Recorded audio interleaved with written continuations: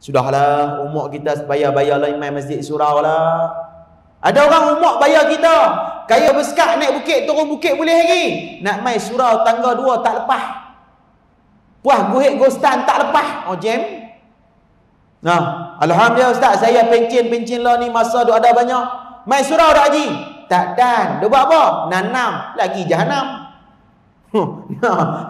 Tidak hari bulan tanam neri masuk dalam kubur. Oh jam terus. Masa dah. Ingat, Allah Ta'ala kurniakan kita solat 5 waktu bukan saja-saja. Kerana siapa-siapa yang menjaga waktu solat, dia sedang menguruskan masa dia dengan baik.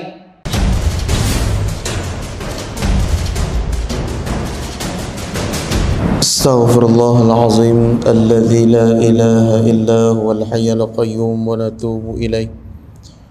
Astaghfirullahalazim alladzi la ilaha illa huwal hayyul qayyum wa natubu ilaih. Bismillahirrahmanirrahim. Assalamualaikum warahmatullahi taala wabarakatuh. Innal hamdalillahi hamdan katsiran kama amara. Nahmaduhu wa nasta'inuhu wa nastaghfiruh. Wa na'udzu billahi min syururi anfusina wa min sayyiati a'malina. May yahdihillahu fala mudilla lahu wa may yudlil fala hadiya lahu. Asyhadu an la ilaha illallah wahdahu la syarika lahu wa asyhadu anna sayyidana Muhammadan 'abduhu wa rasuluh. Qala rabbi shrah li sadri wa yassir li amri wahlul 'uqdatan min lisani yafqahu qawli. Allahumma rabbi yassir wa la tu'assir. Allahumma rabbi tammin bil khair ya arhamar rahimin ya arhamar rahimin ya arhamar rahimin. Amma ba'du. Alhamdulillah summa alhamdulillah, syukur kita kepada Allah. Dan malam yang mulia ini dapat sama-sama kita berada dalam majlis ilmu. Moga-moga kita mendapat keampunan dan keredaan daripada Allah Subhanahu wa taala. Tanpa melengahkan masa, marilah sama-sama kita mulakan dengan membaca Ummul Kitab Innan Nabiyil Kiramil Fatihah.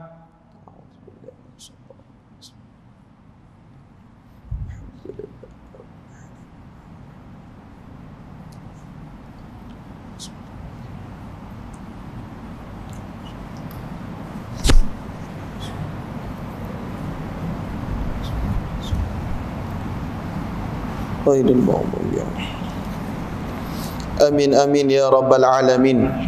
Yang saya hormati Tuan Imam, Tuan Pengurusi dan seluruh ahli jawatan kuasa surau, tidak lupa kepada hadirin dan hadirat, muslimin dan muslimat yang dikasihi oleh Allah Subhanahu wa taala. Malam ni kita nak bicara tentang satu perkara, iaitu tentang penawar hati, iaitu kekayaan yang sebenar.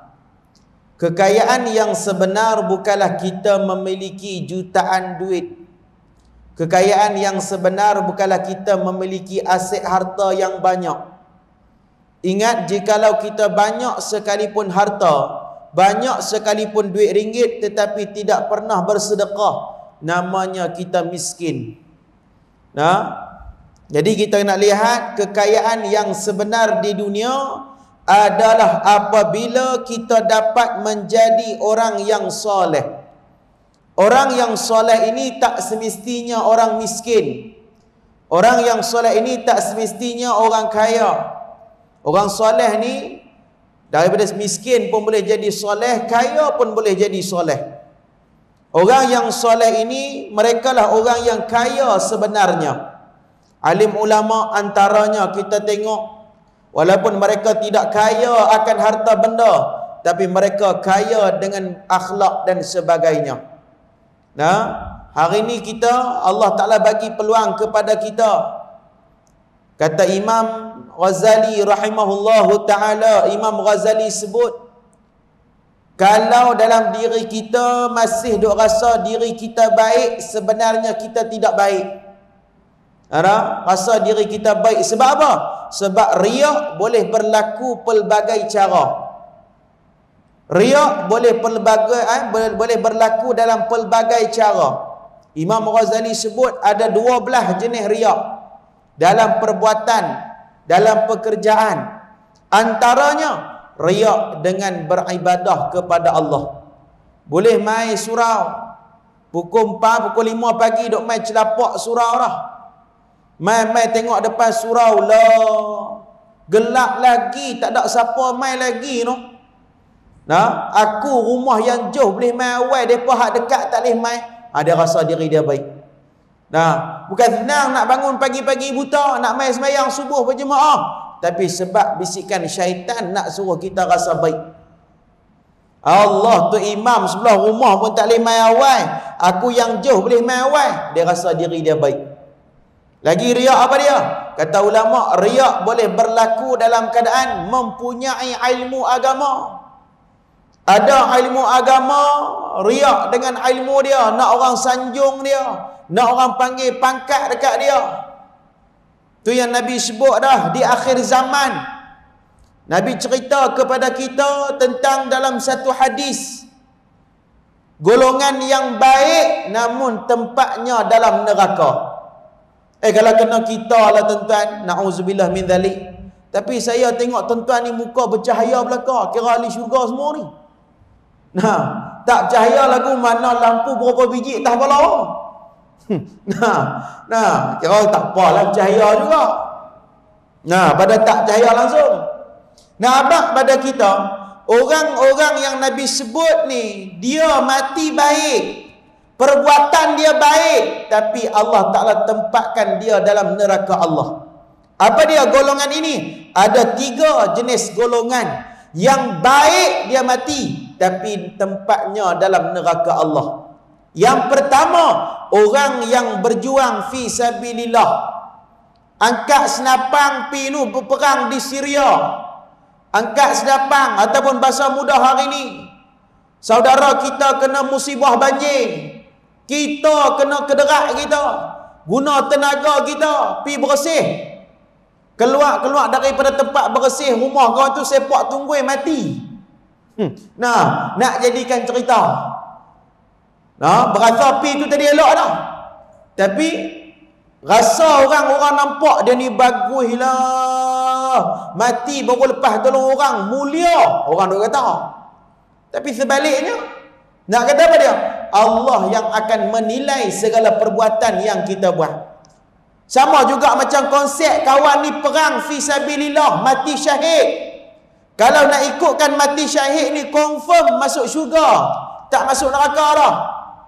Tapi bila disoal oleh Allah Ta'ala tanya kepada kita, apa yang kamu buat dengan anugerah yang aku bagi kepada kamu? Kesihatan, pangkat darjat, duit ringgit, harta benda yang aku bagi dekat hang, buat apa? Lalu dia penjawab, aku buat untuk menegakkan agamamu ya Allah. Allah Ta'ala kata, kamu bohong, kamu tipu, kata Allah. Sebenarnya kamu datang untuk berjuang fi sabilillah, kamu datang berperang semata-mata nak suruh orang kata kamu hebat. Macam kita lah, pi duk cuci rumah orang, keluar daripada rumah orang, sepak tunggui mati, orang nampak hebat. Yang tu dia nak tu, bimbang takut mati esok tempat dia neraka. Tu ya. Sebab apa? Hati kita tak bersih, hati kita tak elok.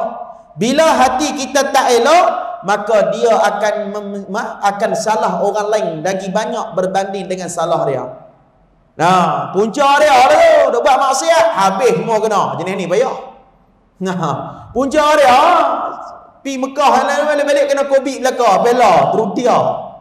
Nah, orang yang jenis suka menyalah orang ni sebab apa? Sebab daripada kecil dia ajak nyanyi lagu burung bangau. Tuan-tuan tahu burung bangau? Nah, hak cikgu sekolah kau orang mak-mak dia ajar. Bangau, oh bangau, kenapa engkau kurus? Ha tu. Nah, bangau pun jawab, macam mana aku tak kurus, ikan tak timbul. Bangau salah ikan tak timbul. Ada tak tuan-tuan tanya bangau? Bangau, kenapa hang kurus? Nak buat macam mana kena kencing manis? Ada? Tak ada, dia akan salah ikan. Ni kita hari ni duk nampak salah orang banyak berbanding dengan salah kita. Aku mulia dah, aku pergi masjid dah, aku mengaji dah. Jam. Bila tanya ikan pula, ikan awak tak timbul. Ikan kata macam mana aku nak timbul, rumput panjang. Kena mengena apa pun tak tahu. Dengan rumput panjang. Ada tak bila tanya ikan, awak hang tak timbul, nak buat macam mana 3 bulan kena go. Dah, tak ada. Ikan salah rumput. Tanya pula rumput, kenapa hang panjang? Nak buat macam mana? Kebau tak mau makan aku. Salah kebau. Orang kita ni pula jenis cerdik telajak, pi tanya kebau pula, tu dia. Nah, dia tanya kebau kenapa tak makan rumput? Macam mana nak makan rumput? Perut aku sakit. Tu dia kebau jawab. Lepas salah, sampai tak jumpa jawapan. Tanya kebau awak tak makan, perut sakit dia kata. Ni hati kotor. Duk nampak salah orang lain banyak dari dia.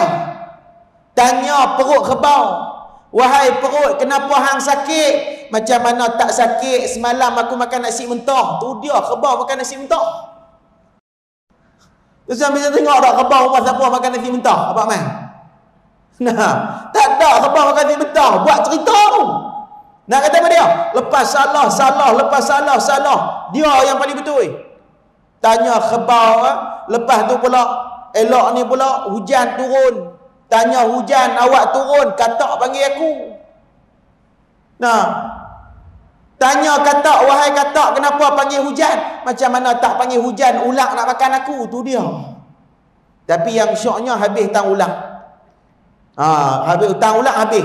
Saya baru dapat zaman ni aku duk menyanyi lagu ni kata syirik belakang ni. Duk menyanyi lagu ni dah. Salah orang saja. Ulang kata apa? Nak buat macam mana tanya ulang kenapa hang nak makan katak? Nak buat macam mana katak je makanan aku? Settle masalah.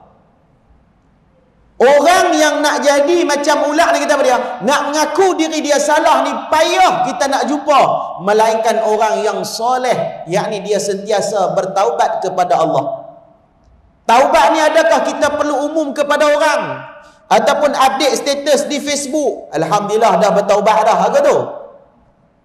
Dunia lah Nabi SAW sebut apa dia? Di akhir zaman manusia akan tayangkan segala benda yang mereka ada. Makan, orang tayang buat live di Facebook. Ada tak hari ni? Ada. Jalan, orang buat live di Facebook. Bahagia dengan pasangan, upload di Facebook. Na'udzubillah min dzalik. Tu duk pelik-pelik tuan-tuan. Mungkin mai zaman anak cucu kita esok ni, berak pun orang buat live bang. Awak masuk dengan monopod, awak masuk dengan mikrofon, tu dia buat live sampai berak. Dunia, tu Nabi sebut apa dia? Akhir zaman, orang suka menayangkan apa yang mereka ada. Inilah hati yang kotor.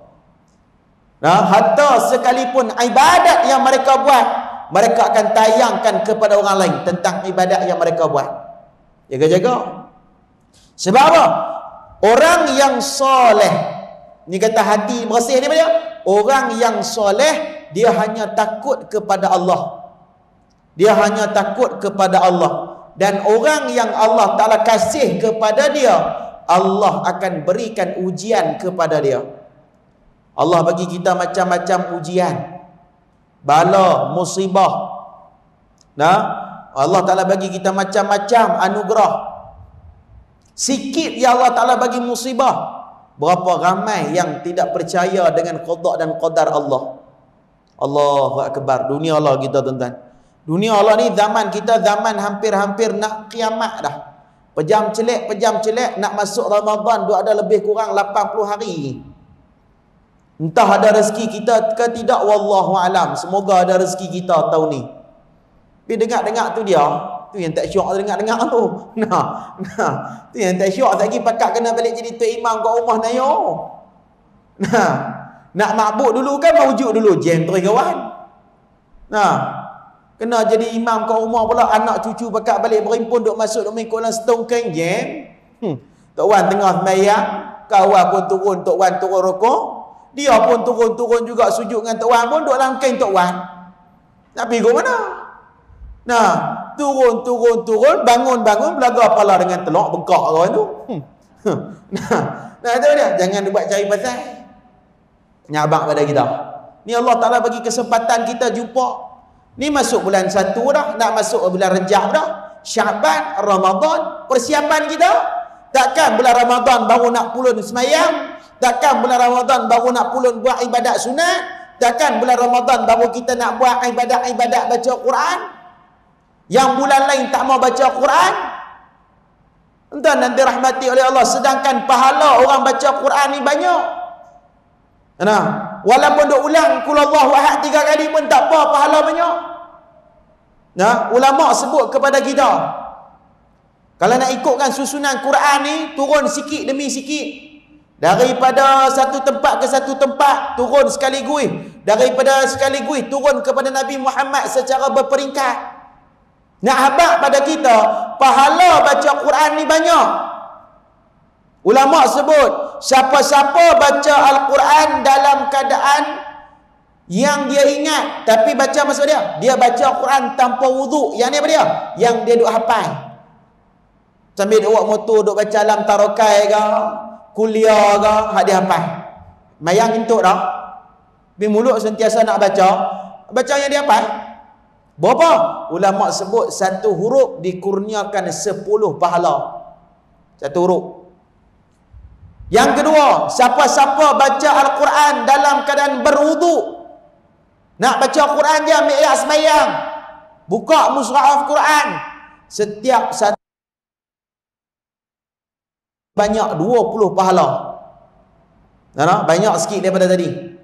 Yang ketiga, siapa-siapa baca Al-Quran dalam keadaan berwuduk dan dalam keadaan solat, tapi solatnya secara duduk. Tak kiralah bangun semayang tahajud ke, taubat ke, witir ke. Kawan malas nak bangun semayang berdiri, dia semayang duduk, dia baca ayat Quran. Setiap satu huruf dikurniakan 50 pahala. Dan yang keempat, siapa-siapa baca Al-Quran dalam keadaan apa dia? Allahumma salli ala Sayyidina Muhammad, dalam keadaan berwuduk dan solat, serta Allahumma salli ala Sayyidina Muhammad, solatnya secara berdiri, maka dikurniakan 100 pahala setiap satu huruf. Oleh itu Tok Imam kali ni baca surah Baqarah 1 rakaat. Nah, semua tak kena belaka orang kita tuan-tuan. Baca panjang, geng kecil manis komplain. Baca panjang buat apalah, kami tak larat nak berdiri, bergetak kepala lutut. Tu dia. Nah, Tok Imam baca pendek sikit, geng sempuk pula komplain. Allah, Tok Imam ni orang tak larat nak kejak mereka pula dah baca cepat buat apa, lambat-lambat sudah nak komplain pula. Semua tak kena belaka. Macam saya di pondok kawan saya buat kelas pengajian lepas lohok. Nah, lepas mayang zohor tu mengaji Izzah. Satu orang makcik ni pi sehari, lepas tu tak pi dah. Kita pun tanya, makcik awak lama tak pi? Bukan tak mau pi ustaz, oi, peluh cerau kat celah ketiak dia dah. Kipas 2-3 ya, panas. Dengan kain telekung lagi panas. Dia panas duduk. Tak apalah maklum, kita pasang aircon lah duduk minggu depan. Cari duit pun semua pasang aircon. Pi panggil maklum tu pula. Maklum, jom kita main mengaji. Surau kita sejuk dah. Dia main sehari, lepas tu tak main dah. Pahat kata dalam hati kita. Tak apalah. Tanya pula, maklum awak tak main. Main sehari tak main. Bukan tak mau pi ustaz. Oh, duduk ulang kencing tu tak larat dah. Sejuk nak mampu tu dia. Panas tak boleh, sejuk tak boleh, semua tak kena. Jaga-jaga. Sebab apa? Orang soleh dia tidak akan pernah mencari kesalahan ataupun mencari alasan untuk beribadah kepada Allah. Ni orang soleh.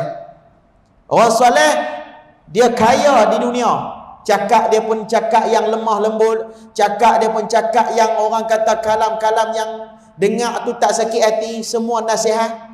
Tu kadang-kadang ulama al-arif billah ni, orang-orang yang arif, Allah campak kepada dia satu perkara yang tak ada pada orang lain. Kalau dia bagi nasihat kepada kita tuan-tuan, kalau dia duk main cerita, duk main sembang nasihat tentang kita, kemungkinan besar nasihat tu terkena dengan diri kita.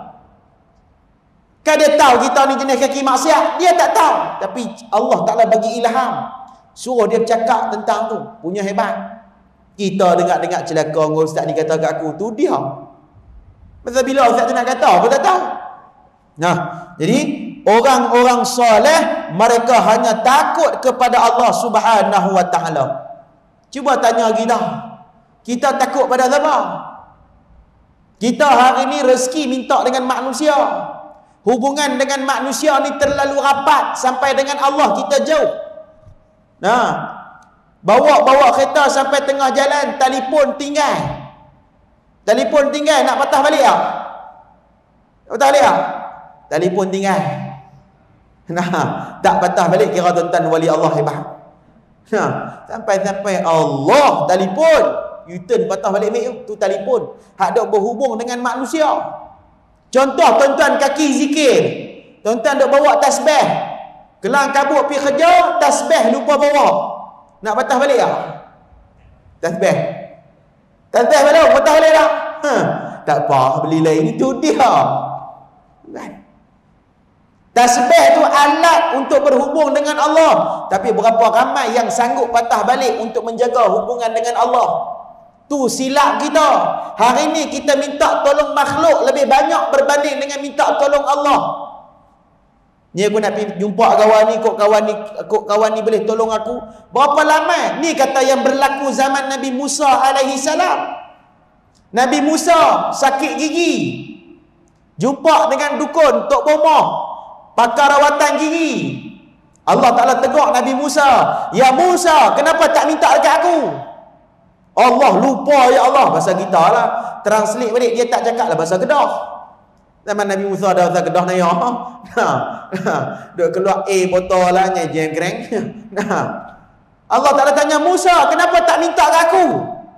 Aku yang memberi penyakit dan aku yang menyembuhkan penyakit. Kata, "Ya Allah, aku sakit gigi, ya Allah. Ubat apa?" Allah Ta'ala pun sebut, "Wahai Musa, pergi ambil satu daun." Kalau di Indonesia dia panggil daun kelo ke daun telur ke, wallahualam lah. Dia ambil daun tu letak di tempat sakit. Dia pun pergi ambil, letak, jadi mujarab. Nah, mujarab. Macam kita, oh ubat ni kuat. Macam kita. Nah, ubat klinik ni pun kata sakan. Makan lega tu. Kita duk kata lagu tu. Tu yang kita ni duk syirik punya. Cuma tak perasan. Nah, cuma tak perasan. Musa ni pun kata pada dia, ambil daun letak di gigi lega. 2 bulan depan pula sakit gigi lagi. Dah kata sakit gigi, Allah Ta'ala kata ambil daun tu, dia pun tak minta pada Allah, pergi ambil daun tu tempel 2 hari tak lega. Jam kawan. Nah, bulan lepas aku ambil daun ni lah. Ini bukan daun ketum. Kalau daun ketum boleh gagah. Daun ni dia kata aku ambil letak tak jadi. Lalu kata Allah, "Wahai Musa, yang bagi sembuh tu aku." Nak kata apa dia? Berapa ramai hari ni bergantung dengan makhluk sebelum bergantung dengan Allah. Kita nak pergi minta tolong dengan orang, kita nak minta bantuan dengan orang. Berapa ramai yang minta dengan Allah? Tapi orang soleh, hang buat naya, hang buat zalim, Allah Ta'ala sentiasa ada dengan mereka. Sebab apa? Ni kita kena tengok ada 4 perangai terhadap orang soleh. Kita cek diri kita. Kita tengok orang soleh ni kalau dia ada 4 perkara, alhamdulillah. Antaranya apa dia? Antaranya tayyib, yakni baik pada fizikalnya. Apa dia? Baik pada fizikal apa dia? Yakni makanan yang dia makan. Kita hari ni semua makan, tolak kayu batu ya. Semua makan, tak jaga, tak apalah. Nah.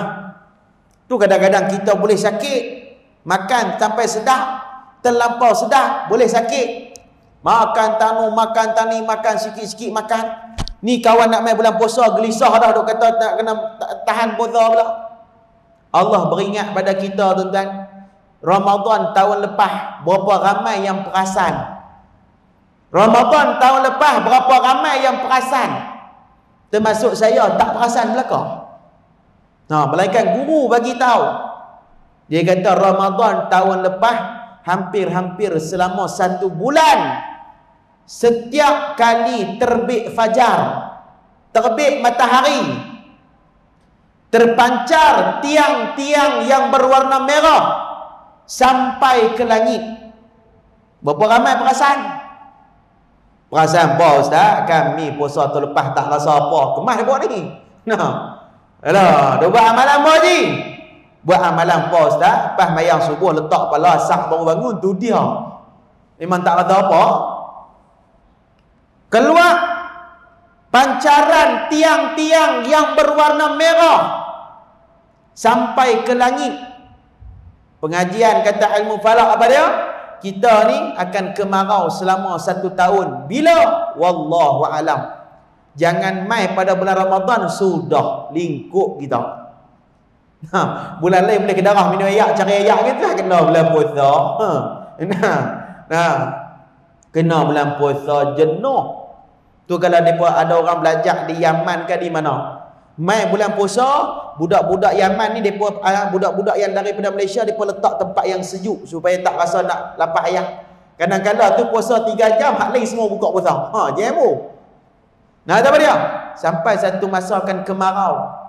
Sampai satu masa kita akan kembali seperti mana yang dilalui zaman Nabi Yusuf alaihi salam. Apa dia? Beras tak ada, ayam tak ada, jenuh kita. No? Jadi bersiap sedia, dunia kita hampir dekat kiamat. Pelbagai tanda dan rupa telah ditunjuk oleh Allah Ta'ala. Main dengan menatang COVID-19 ni tak hilang-hilang lagi. Daripada variant ke Delta, lepas Delta Toyota, lepas Toyota Mercedes, mau ada belakang nama pun. Mau ada belakang Omicron tak Omicron lah tuan-tuan. Bila nak habis? Wallahu alam. Ulama sebut selepas berlakunya wabak, Allah Ta'ala akan bersih dunia ini dengan banjir, dengan musibah bah yang besar. Wallahu alam. Lepas tu pula akan jadi krisis makanan. Lepas tu akan jadi perbunuhan antara satu sama lain. Kalau kena fasa kita tuan-tuan jenuh. Sebab apa membunuh? Kerana tidak ada benda memberi makan untuk anak-anak. Anak mai pula pak, lapar. Awak ingat aku tak lapar? Marah kawan. Jadi kita minta pada Allah bermunajat sekarang. Bermunajat supaya Allah campakkan dalam diri kita menjadi orang yang soleh. Orang yang soleh ni apa dia? Dia akan menjaga makanan yang halal-halal sahaja yang dimakan. Tuan-tuan kalau jumpa dengan orang soleh ni tuan-tuan, dia payah nak makan kat kedai. Kebersihan kurang bagi dia. Berkesian takkan dia nak pergi tanya Quran semayang tak? Jam terus ni. Pergi tanya, kita singgah kedai makan contoh, pergi belah Ipoh, singgah nak makan di belah Ipoh. Tanya dulu, hang semayang tak? Agak-agak. Tak kena tergalur dengan kuali dia pun besar rahmat dah. Jaga. Orang soleh dia tak makan. Tu orang yang boleh hafal ilmu agama, yang boleh menghafal Al-Quran, makanan dia jaga. Tuan-tuan tengok budak-budak tahfiz. Tuan-tuan tengok, budak tahfiz ni tuan-tuan, pi sampai tahfiz 1 Maggi pun tak jumpa. 1 Maggi pun tak jumpa.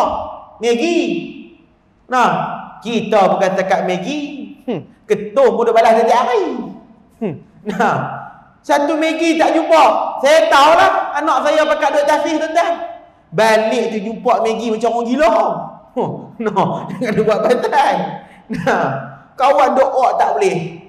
Macam kita. Syaitan kata tak apa, ketum je pun.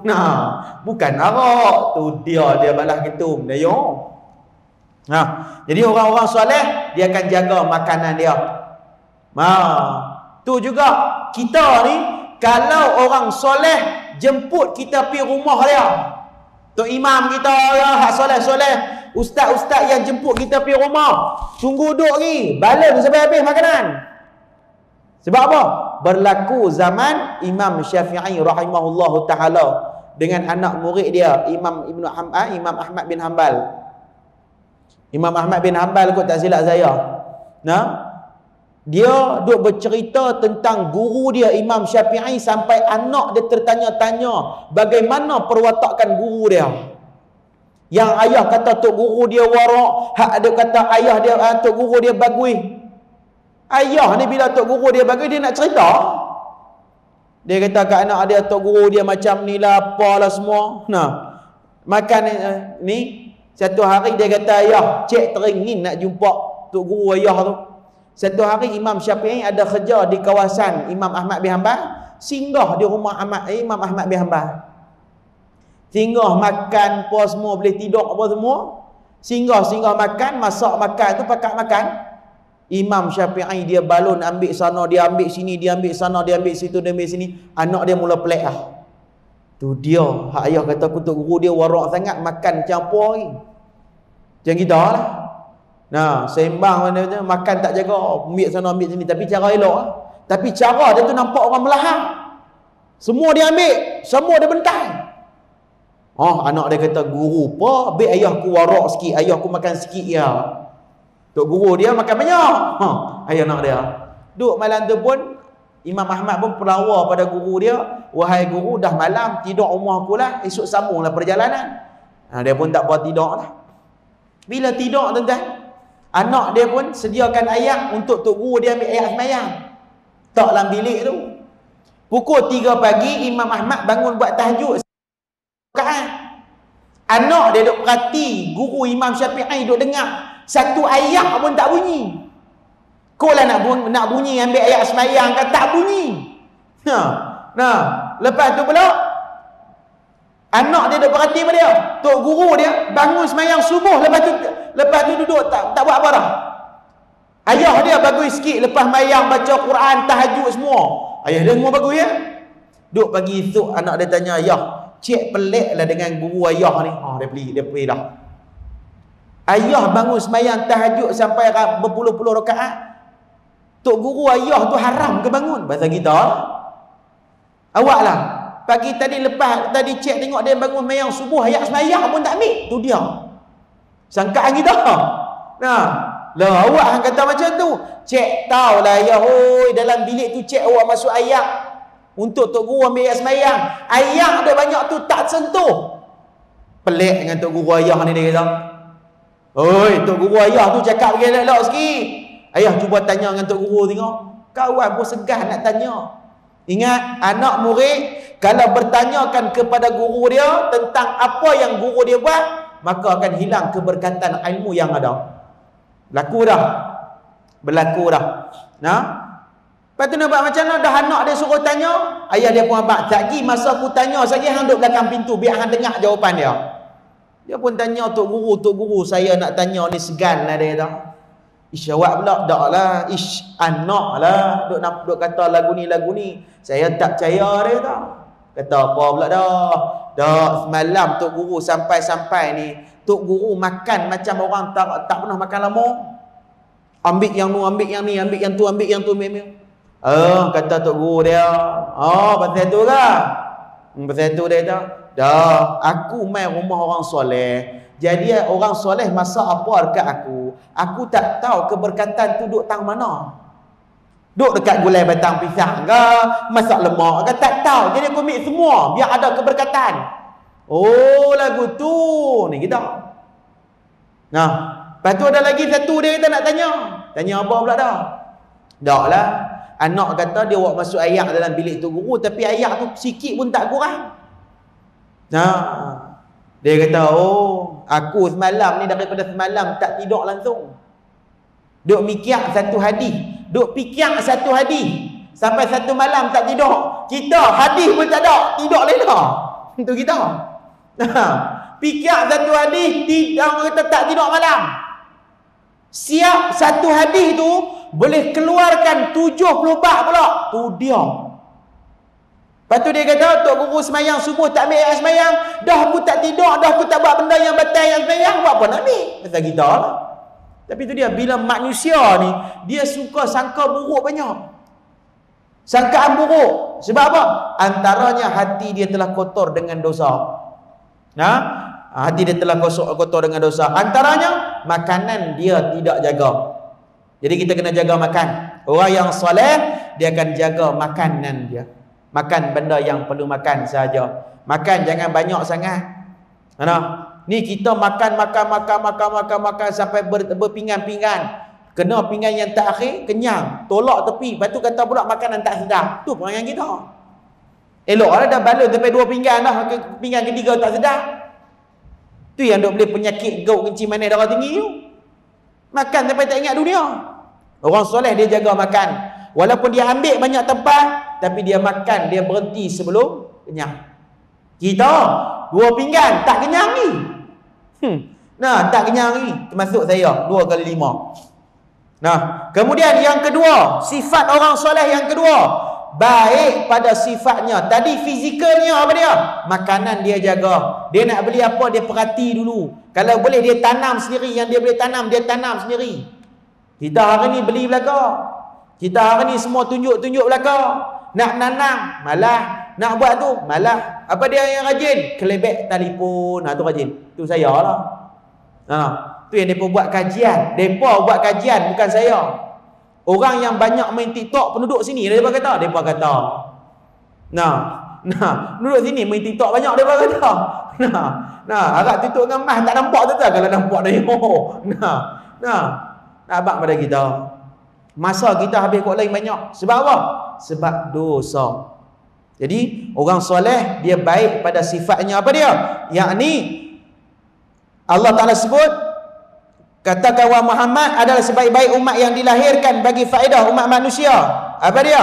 Mereka baik pada sifat, mereka akan menyuruh kita melakukan perkara yang baik dan meninggalkan perkara yang tak baik.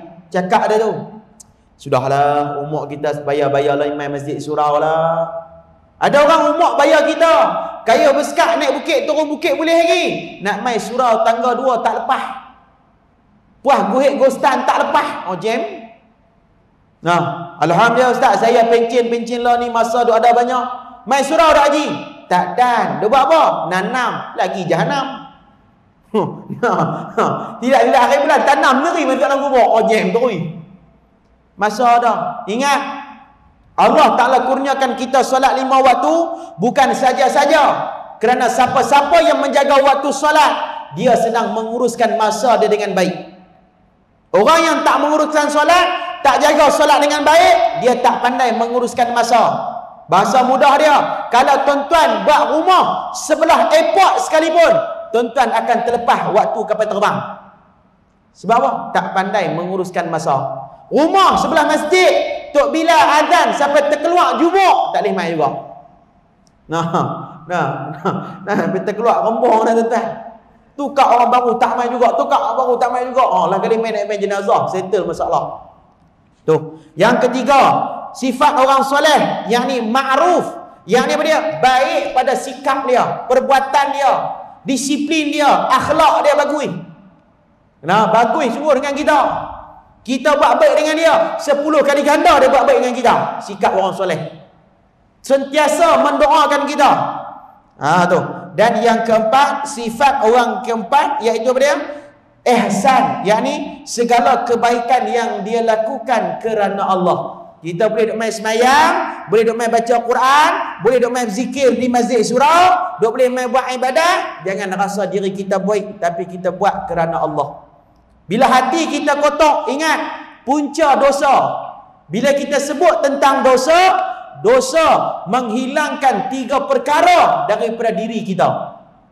Apa dia? Yang pertama, dosa menghilangkan keberkatan umur dan masa kita.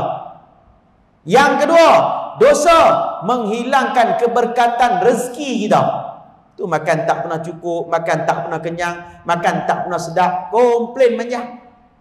Yang ketiga, punca dosa menghilangkan rahmat Allah tak kala kita nak meninggal dunia. Tuan yang dirahmati oleh Allah, kita nak mati tuan, bila-bila masa aja boleh mati. Perbanyakkan bersedekah. Tu Nabi sebut dalam satu hadis, ada satu orang hamba Allah, saat dia nak mati, dia sebut, ya Allah, andai kata aku ni dapat bagi 1. Sebab apa? Waktu dia hidup, dia pernah bahagi roti dengan orang. Waktu dia nak mati, dia nampak pahala yang dia buat. Dia kata, alangkah baiknya aku dapat bagi sebiji roti kepada dia terus, berbanding dengan sikit. Yang kedua, dia nampak apa dia? Dia nampak pahala dia banyak. Sebab apa? Bawa orang buta datang ke masjid. Dia kata, alangkah seronok kalau selalu aku boleh bawa orang ni. Bukan sehari, tapi selalu. Saat nak mati baru Allah tunjuk pada kita tuan-tuan. Tu yang kata kita ni rugi. Tu baru timbul penyesalan pada waktu tu tidak ada guna untuk kita. Tuan dan dirahmati oleh Allah, persiapkan diri kita, bersihkan hati kita dengan minta ampun kepada Allah, bersihkan hati kita dengan minta supaya Allah Ta'ala redha, supaya Allah Ta'ala terima ibadat yang kita buat. Jangan lepas daripada sembahyang Cak Ali bawa tau. Tahu apa dia? Cabut awal. Tu imam tak dan as, dia alaikum balik ah. Ni lagi dahsyat. Kampung saya lah, bukan tuan-tuan punya tempat. Nah, lagi abang tuan-tuan punya tempat hilang tayar sebiji tayar. Nah. Tu imam bau as, dia alaikum balik ah, jam terus. Seolah-olah kita tak ada apa nak minta pada Allah. Seolah-olah kita kata pada dia, Allah Ta'ala terima lah tu sembahyang aku. Allah Ta'ala tahu lah tu. Allah Ta'ala tahu lah tu dia punya sembahyang. Dia tahu. Kita kena minta supaya Allah Ta'ala terima sembahyang kita yang kita persembahkan. Yang kita nak sembah pada Allah, yang kita tunjuk pada Allah. Bagaimana sembahyang kita. Elok tak elok, bagus tak bagus. Nilailah ya Allah. Nilai yang dengan yang baik. Jangan nilai yang buruk. Ya Allah, aku dah cuba buat sehabis baik dah ni. Entah. Masa kita begitu pantas, sekejap je nak masuk dah Ramadan, kejap je masuk ni, masuk tu, masuk ni. Tinggal sekejap je nak masuk lubang kubur tu pun tak tahu bila. Jadi kita persiapkan. Sebab apa? Orang soleh dia akan bimbang jikalau diri dia tidak ada apa-apa bekalan untuk bawa bertemu dengan Allah. Kita tak bimbang. Kita hari ni kumpul harta, kumpul darjat. Orang hari ni hari-hari minta supaya rezeki murah. Apa dia? Duit. Ya Allah, bagi ku kaya duit, bagi ku rezeki duit banyak. Tapi orang lupa rezeki boleh makan. Ada tak?